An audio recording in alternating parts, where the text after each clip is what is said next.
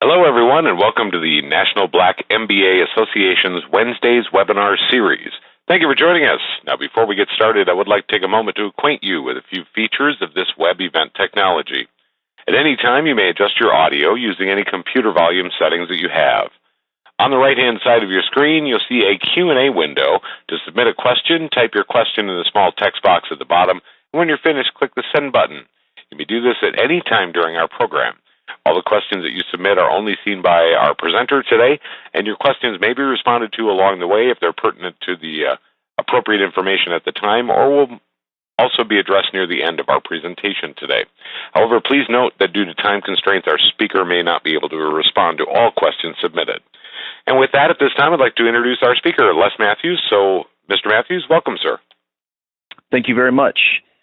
I wanted to just take a couple minutes and give a little bit more about my background. I guess what qualifies me to talk about contextual commerce and the digital economy. I've been with MasterCard for 9 years, and I think a lot of people, when I first talk about my employer, MasterCard, in this context, they're a bit confused. But MasterCard is actually a technology company that plays in the payment space, and increasingly we're playing outside of the payment space.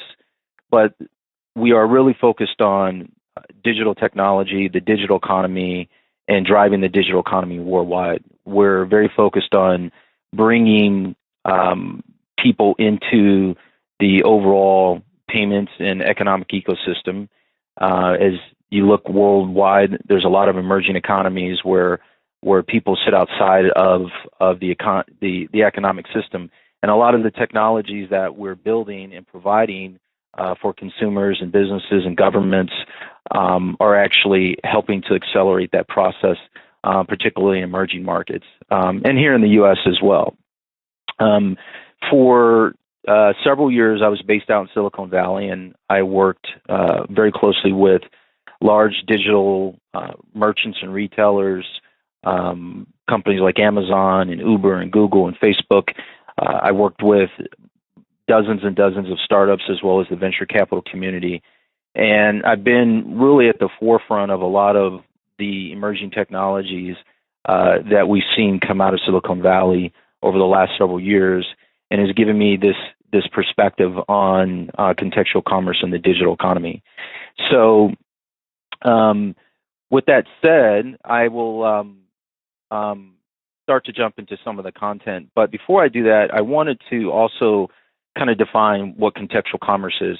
You know, there's a lot of actually terminology that means the same thing. Contextual commerce is one way of saying that it's the idea that merchants and retailers can implement purchase opportunities into everyday life, essentially buying anything, anywhere, anytime, and increasingly being able to take advantage of a consumer's intent is really important.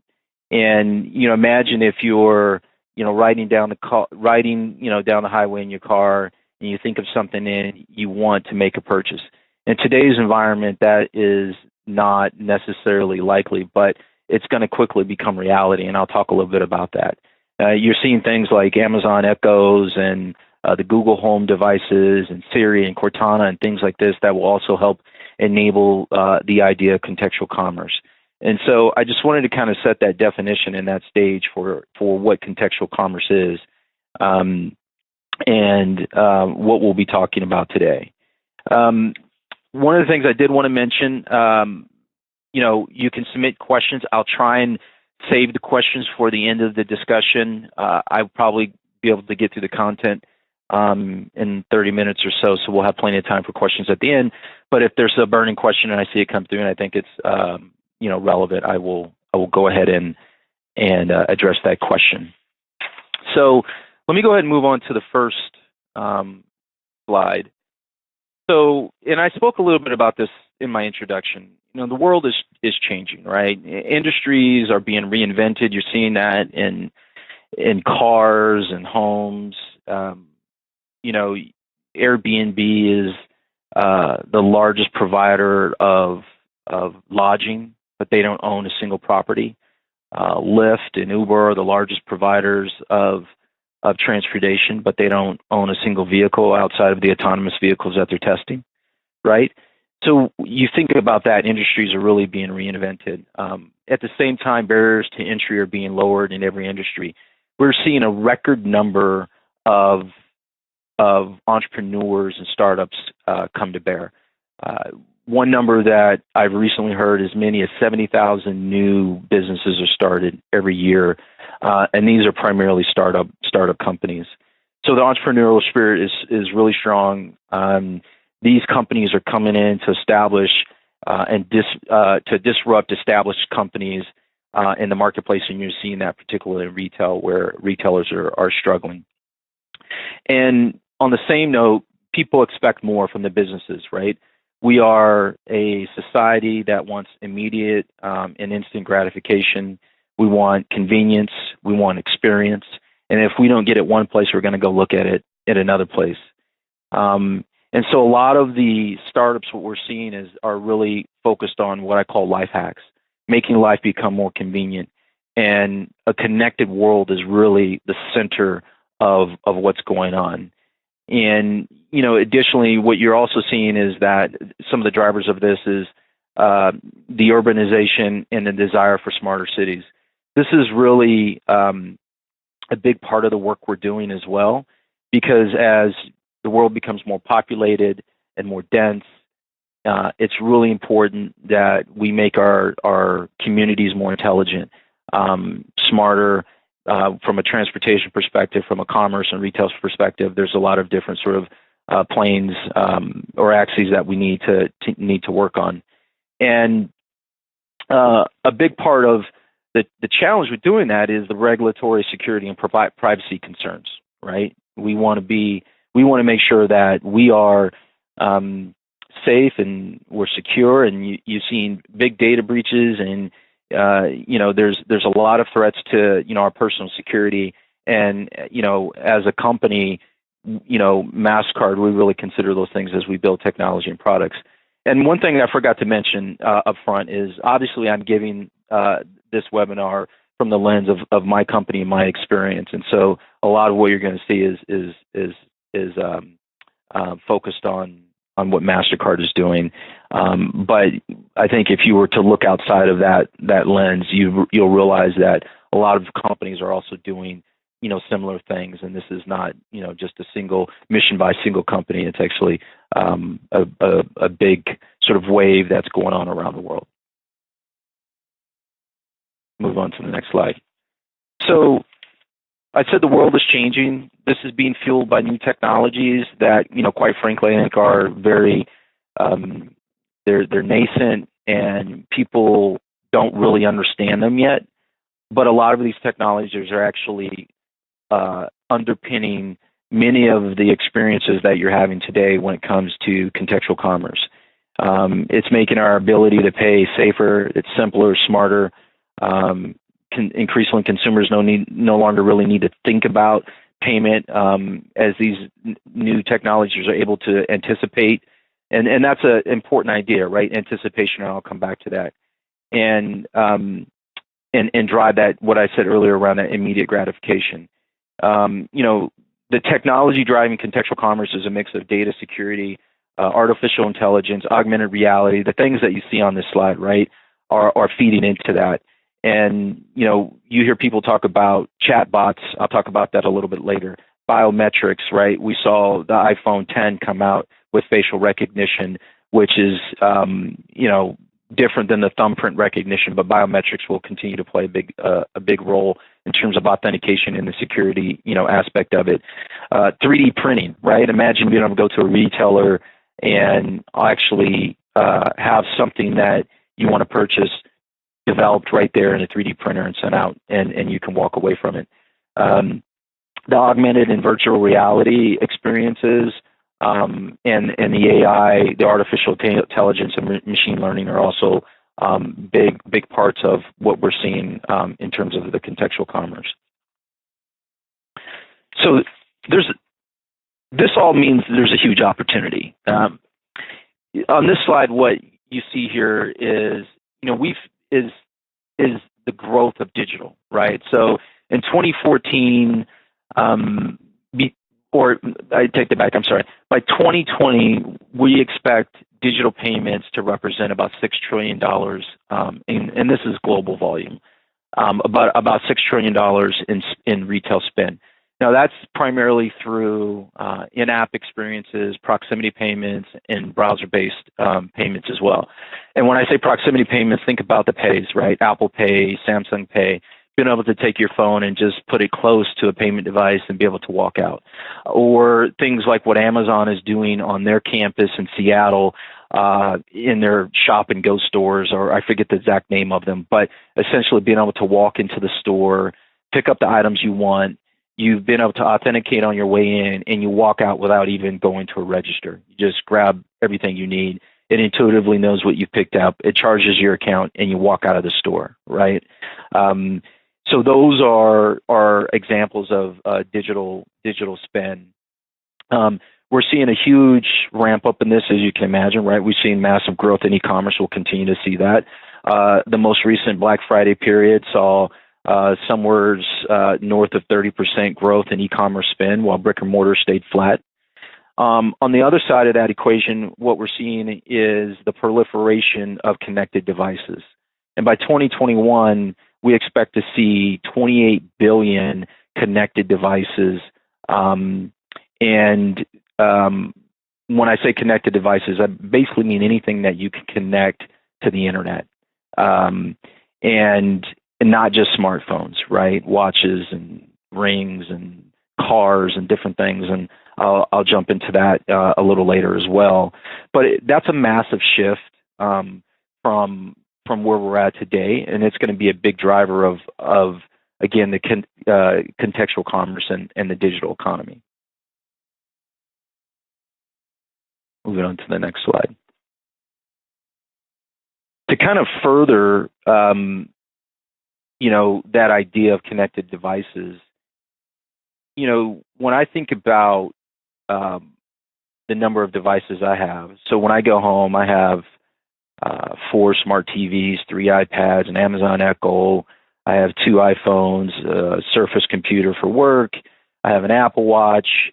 And what this means is in our business and in many businesses is that this is an opportunity to communicate with people. It says here on this slide that 4 is the average number of connected devices per household globally, and that number is just going to continue to increase over time. And I think that I actually have something in this presentation that says we expect to see about 50 connected devices per household in the future. And again, if you think about what a connected device can be, it can be anything that can be connected to the internet. And those are opportunities to interact with a consumer. Moving to the next slide.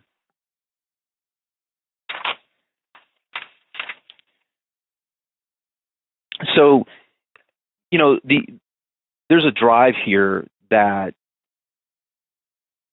many manufacturers of devices and many sort of supporting businesses around those devices are also pushing to make devices connected. And, we really don't want to stop until every device is connected, right? And a lot of these devices can do more than just payments. They can do, they can authenticate you. They can let you into your home. They can let you into your car and your office.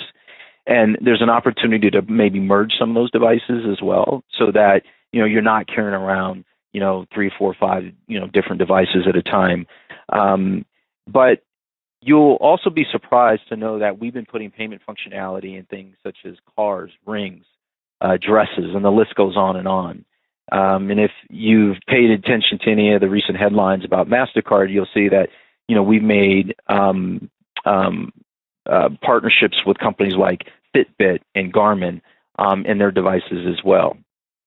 So the question is how do we make every device a commerce device? And how do we drive contextual commerce in the digital economy? You may have heard this term, the Internet of Things. And when I say that to people, sometimes they give me a blank stare and they're wondering, what the heck I'm talking about. Well, the Internet of Things is a network, right, of smart devices that can communicate with the cloud and one another. And there is an opportunity to leverage the capabilities of these devices and the technology for the benefit of consumers and merchants and banks and other parties, within that ecosystem. And so that's one of the things that we're really focused on is building out this, I'll call it a platform, an IoT platform that can actually make those connections between devices and between retailers and between banks and make those connections safe and seamless and secure. And that's a big part of the value add that a company like MasterCard brings to this ecosystem is that we can connect people, we can connect things, and we can make them safe and we can make them secure.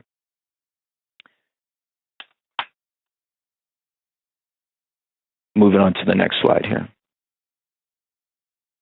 So what are some of those innovative experiences? What do they mean? And so I'll go into a couple different use cases here around wearables and connected cars and conversational commerce, and I think that will kind of bring to life some of the things that I was saying a little earlier around contextual commerce and how it's really driving the digital economy. So I talked a little bit about, the wearables and some of the relationships that we've developed with companies like Fitbit, as well as Garmin and others. The list is long and probably more than I'm even aware of. But what do wearables do, right? They provide ease of use. They're providing more choices for consumers on their everyday spend. It's something that can be worn on your person, and it can be used to generate a payment. It can also be used to authenticate you. Maybe you need to be let into your home. Maybe you need to be let into your office. Maybe you need to be let into your car. And wearables have that capability too, through the same technology that allows you to help generate a payment. Most of that payment functionality is through NFC or near field communications. And the way to simply kind of say what that is it's a chip it's a chip that's embedded in the device. Today, mostly those are embedded in actually credit cards, but when you pick up an Apple Watch, you pick up a Fitbit these days, you pick up a Garmin device, those chips are actually embedded in there. And when you go to a merchant or a retailer that has that enabled, you can just, wave your watch up against the payment terminal and your payment can be accepted. We've also seen things like putting them in rings. And, we can put them in devices that have batteries or don't have batteries. And so you can put them in rings. We've actually put them in dresses. And so you're only kind of limited by the imagination in terms of what you can embed payment functionality or near-field communication functionality into. Wearables, though, is still a fragmented market by device type. One of the things that a company like MasterCard does is we help set the standards. And so that if there's 100 different technologies, there's not 100 different standards or governing rules around how those devices are used for payment or authentication or whatever it may be. So it's important that we set those standards. There's still a lot of fragmentation in the market. That will correct itself over time. Some players will fall out of the market. Some players will buy others. But at the center of that will be companies like MasterCard that help kind of set the rules and the standards and the governance around how these devices are used, particularly to conduct commerce, because that's really where a lot of the risk lies and where a lot of the security issues lie is when you're conducting commerce. I'm sure probably everyone on this webinar has had a credit card compromised and had to, have that replaced. And so we built technologies that, one, take a lot of risk out of that, but also make it much more easy for you to receive your payment credentials without having to wait for an envelope in the mail with a piece of plastic. The wearables market, I alluded to this a little earlier, is big, 28 billion connected devices. And that's where I was saying earlier, each household will own roughly 50 internet connected devices. That sounds a little excessive, quite frankly, and a little crazy to me. I mean, I can think back to the times when, I had one dial-up computer and that was it. Maybe I had a cell phone. But now, everything to, my son's, my 2-year-old son's toys can be connected to my my lights, right? Can be connected to the internet. And there really is very little limit to what, we can connect. And there's different reasons for connecting to the internet, right? It's not all payments based. A lot of it is because people want to interact with something. They want to be able to set their lights or set their heat or whatever it may be. You see that in Nest devices and Ringly devices and things like that. So there's a lot of different connected devices that you don't even think about that exist in your home today. Moving on to the next slide. So the wearables user experience is going to be key in driving commerce through these devices. It's an important to make sure that user experience is seamless and it's easy. From the idea of loading the payment into the device. So if any of you have an iPhone and you've engaged or enabled Apple Pay, that payment experience is pretty simple. Same with Android phones as well. That payment experience and loading that device or loading that payment instrument into your device is pretty simple, but it also has to be easy to use. And that's where we still have a bit of work to do. Not so much in the idea that where you can use it, it is pretty seamless. So when I take my iPhone to Whole Foods and I go to checkout using my iPhone, that's a fairly seamless, easy experience.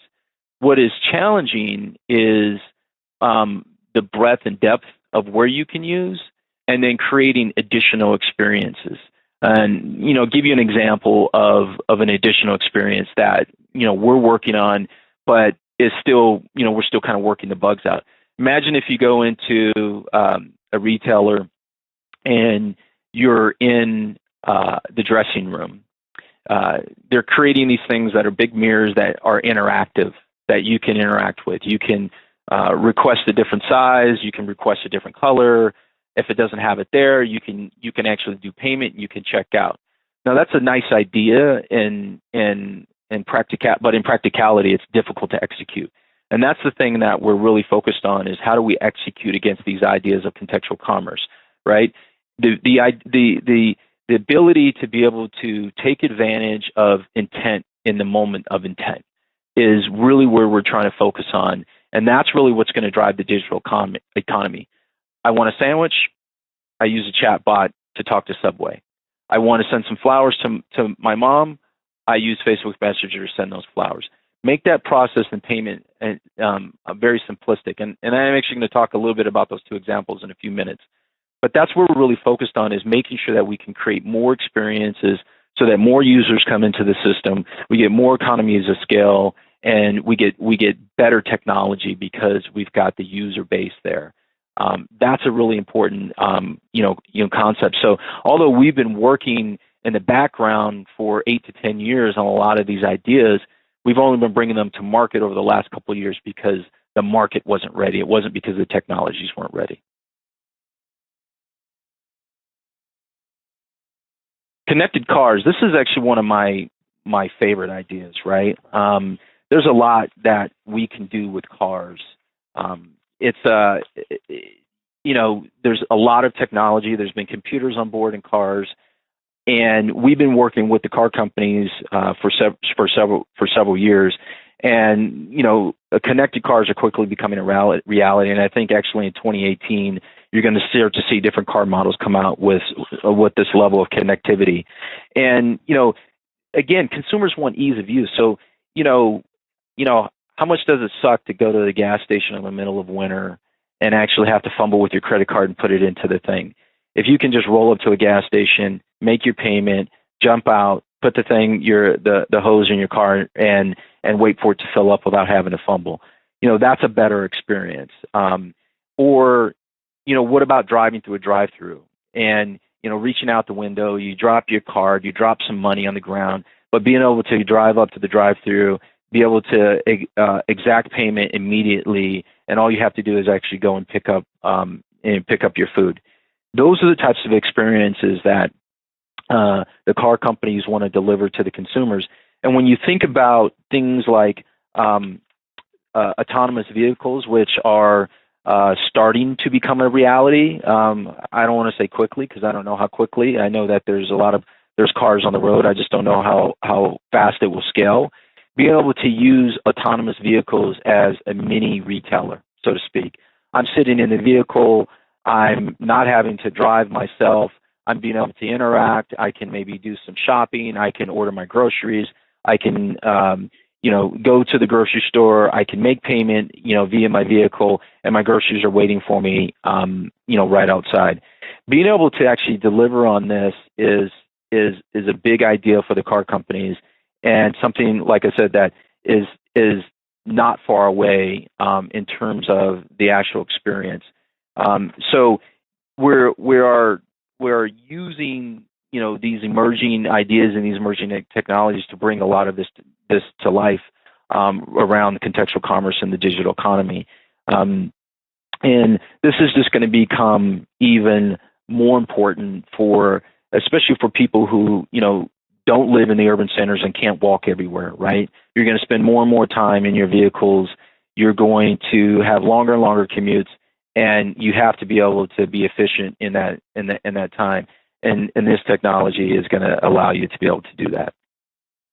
Now, there's a couple different models for in-vehicle commerce, and what you see on this screen, the top model, what we call the walled garden, is actually fairly inefficient. And what it means is that the consumer connects into their vehicle. The vehicle then has to connect into different retailers and merchants on an individual basis. The value that a company like MasterCard brings to bear is that we make those connections on behalf of both the retailers, merchants, and the car companies, or in reality, any other connected device company, so to speak. So we sit right in the middle. We make all of those connections, and all that a retailer or merchant has to do is make one connection into a MasterCard, and they get access to all of the car companies. And all the car companies have to do is make one connection into MasterCard, and they get all the access to all the retailers and merchants that are within our network. We've done something similar in terms of helping companies like Apple and Google roll out Apple Pay and Android Pay. We are, at least for our transactions, the rails that connect into the consumer and then also connect into the merchants as well. So we make this a seamless process. I'll skip this slide because I just talked about the in-commerce platform, but just another visual of how it works. Now, conversational commerce is just another word for contextual commerce, quite frankly, and it's another way to interact with what you see, the types of companies that you see on this slide. So Facebook and Snapchat, Instagram, WhatsApp, all these different companies.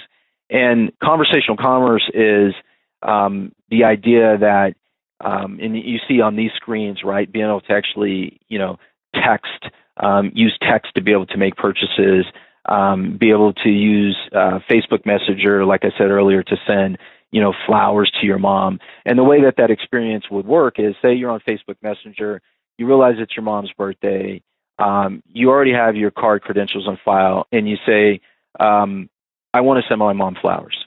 And that's all you have to do. And using artificial intelligence and chatbots, what they're able to do is go through your phone book. They know who mom is. They have connections into flower providers, FTDs and 1-800-Flowers or whoever it might be. They can go and see what's available in the zip code that you have in your address book, and then they'll come back to you and say, oh, flowers for mom for $37.11. Is that okay? You type yes, and that's the end of the experience. It's done. It's really that's why it's called conversational commerce, right? It's in the flow of the things that you're already doing. It's in the flow of the discussion and the conversation. You can open just another window while you're talking to your friends on text or chat, right? You can now order food through Cheesecake Factory and Subway using similar technology that's driven by artificial intelligence and chatbots. It's something that's going to proliferate our economy and our commerce, and it's something that I will predict in the next few years will be commonplace for nearly every consumer to be able to use, whether it's not only in the context of texting, but also in the context of apps or desktop browsers or things like that. A lot of the same type of technology is being used there. And I kind of talked about this already, but what you're seeing is that the conversational interfaces, they're just computer programs, right? They're driven through AI. We talked about the chatbots and the digital assistants. In a lot of cases, when you're interacting with chatbots and digital assistants, it really feels and acts like a real person, and that's driven through the AI, the artificial intelligence, and that's kind of the role that it plays. It's not like one of those clunky VR systems when you call up, whatever you may call up your cable company or whatever, and you hear this robotic voice, talking to you. Artificial intelligence has a very large vocabulary that they, push into chatbots. They look at things like patterns and how you speak and how you type and how you talk, and in some cases they try and match that. So it's very intuitive. I know some people have some concerns around, privacy and things like that, but that's why the security aspect of it is really being focused on as well. And companies like MasterCard and others are driving that home. So that's really it. I've got one more slide, but I've already spoken to that. So at this point, I've got one question in queue, and I will go ahead and try and answer some of the questions. So the first question is, in a world getting more automated and digital, how do companies stay ahead of cybersecurity threats? So I'm not a cybersecurity expert, but I'll give my 2 cents on this. A lot of companies, the way that they have to stay ahead of cybersecurity threats is they have to constantly iterate. What I mean by that is, I'll use my own company as an example. We're a 50-year-old company. We process, billions and billions of transactions, actually trillions of transactions on an annual basis. We have lots of sensitive data, and we have never been breached as a company.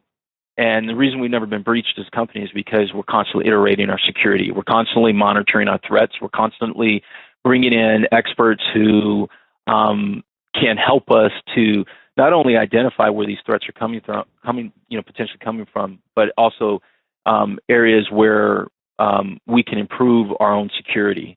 And that's an important idea. So we've hired people from the Secret Service, from the CIA. We've hired hackers. We have people that sit all over the world. We have redundant systems. We build in technologies that allow us to quickly and easily shut down credit cards, but also reissue them in record time so that consumers have a minimal impact. And when you think about companies that have dropped the ball or took their eye off security, as some of the recent breaches will see you, it's because they haven't iterated, right? They become lax about their security, and you actually have to be hyper vigilant about your security, especially when it comes to protecting data. So that's probably the best answer that I can see. I can give you on cybersecurity.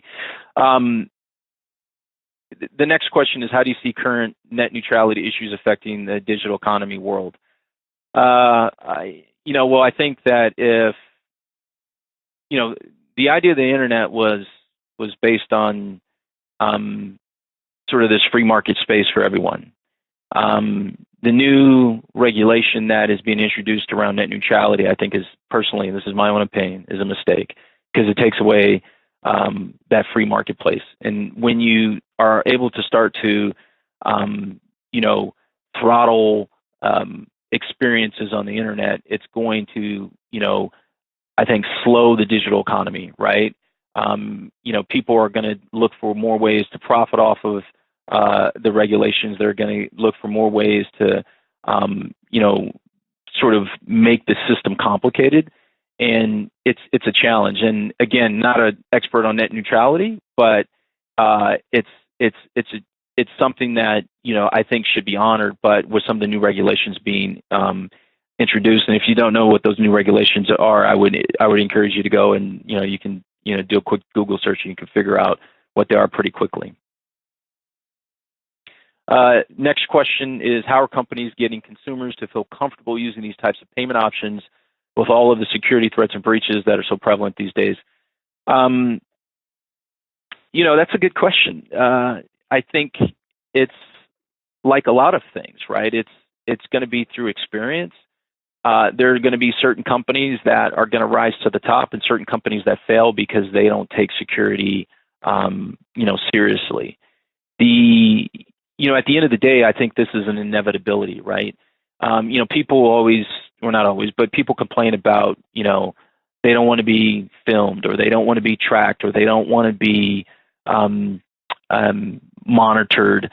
That ship has sailed, and it sailed a long time ago. You can't walk 10 feet outside without being filmed. You can't. Your cell phone is essentially a tracking device as long as it's on your person. The best that we can do as companies like MasterCard or the technology companies or things like that is, continue to be hyper vigilant around security and ensure that we're transparent about the data that we're using, the data that we're collecting, and give you the opportunity to shut it off. The only way you're going to be able to get off the grid is if you move to the woods. And there's going to be some inherent risk to all of these technologies, I will openly admit. But as you evolve and then as these technologies evolve, we will hopefully be able to actually mitigate the majority of those risks. But again, not all of them will be mitigated. See here. Is MasterCard looking to get involved with cyber currency in any way in the near future? No. Cryptocurrency, cyber currency for us is not something that is of any interest, quite frankly, to us. We're very interested in the underlying technologies, the blockchain technologies. So we are engaged in blockchain technologies. But in terms of the cryptocurrencies themselves and how do we use them, the answer to that today is no. A big part of that is quite frankly it's very volatile, it's unregulated, and we are a highly regulated industry. And so for that fact alone, and the associations with the dark web just are more than a public company like MasterCard can tolerate. And Les, maybe I'll step in here and just throw out a reminder to the attendees. Again, that Q&A panel located on the right-hand side of your screen. Take advantage of the time we've set aside for questions. If you'd like to submit a question, type your question in the small text box at the bottom of that screen. And when you're finished, click the send button or push enter. Les, perhaps we'll give everyone just a moment or two longer to see if they have any additional questions. Sure.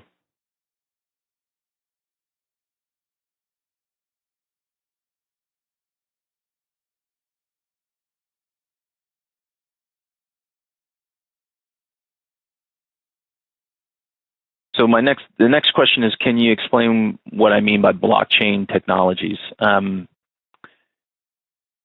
So I'll try to explain that. I'm not a blockchain expert, other than to be able to understand that it is a crypto-based or a technology that is very secure in its build, right? So it's a most people are aware of I'll just back up a second. So most people are aware of Bitcoin, right? So Bitcoin is a cryptocurrency, but its underlying technology is blockchain. And why people are so bullish on cryptocurrencies like Bitcoin is because of the blockchain technology, which is extremely secure. It's a good way to be able to move information or data through a system. And so some of the ways that we're thinking about this is like, how do we help businesses with their ledgers, which in a lot of cases are antiquated? Well, blockchain is a great technology to be able to move information and move data in a very secure way that thus far has been, fairly impenetrable. So the blockchain technology is the underlying base it's the foundation of a lot of these cryptocurrencies, but there's also many different uses for blockchain technology, primarily around the movement of information. And that's why a company like MasterCard is so interested in the blockchain technology, but not in the currency aspect of it. It's because of the security aspect of blockchain and what it can do and the products and services that we can build on top of that blockchain technology because of its inherent security.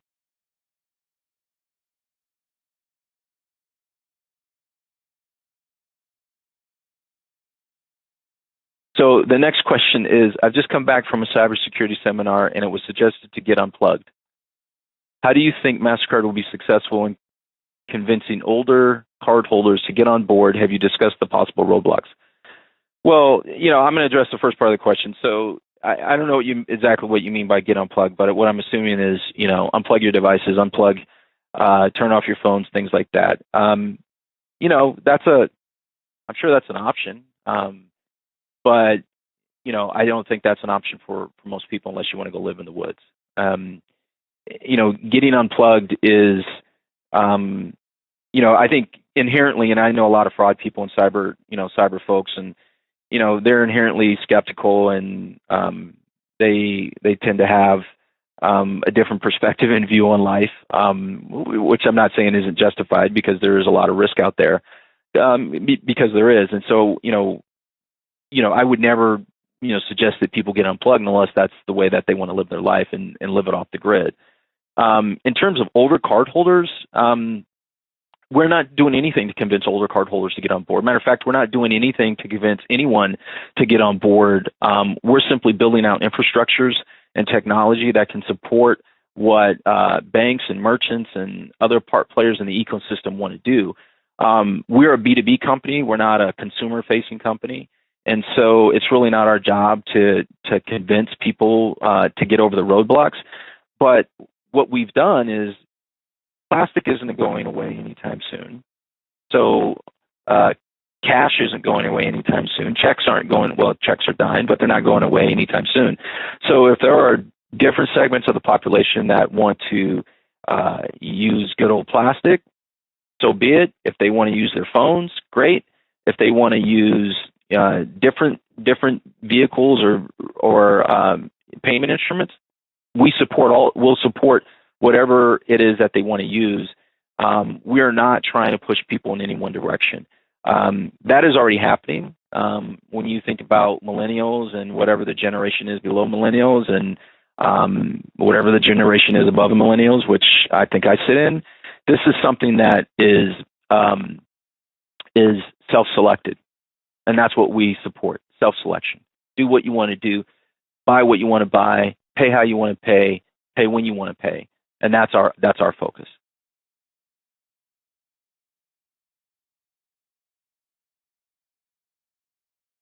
All right, Les, at this point, seeing no additional questions, we wait for any last questions to come in. Do you have any closing thoughts or summation ideas you'd like to pass along to the audience? Yeah, I think in summary and closing here, there's a couple different things to think about, right? Which is, technology is all around us, and it's going to continue to proliferate and stay around us. And the way that I approach this is that, and this kind of goes back to the last question, is I'm the sort of the master of my universe, right? When I want my phone on, I want my phone on. When I want my technology on, I want my technology on. I try and educate myself and make sure that I understand who is being hypervigilant about cybersecurity, who has had breaches in the past. And I do business with companies that I trust. And I think that's really, one of the key takeaways is that you have to find companies that you trust and you have to do business, with them. The idea that we can, unplug and get off the grid, I'm not saying that we can't do that because you can, and there are people that do it, but what type of quality of life are you going to have? And the best thing you can do is try to have the best experiences, make them convenient, and secure yourself. And you have to take ownership of that. And that's what we encourage our partner companies to do when they communicate with their customers, is to make sure that they understand their role in the ecosystem and what they can do to protect themselves and what they can do to take advantage of these new technologies. Because it is a wave that is not going to stop, and it's going to continue to evolve, continue to get better, in my opinion, and continue to provide different experiences that I think we can all benefit from. All right, very well, Les. We'll see no additional questions. What we'd like to do on behalf of Nbmbaa, we'd like to thank you for your presentation, and also you, the audience, for your participation in today's event. This will conclude our program for today. Thanks, everyone, and have a great rest of your day.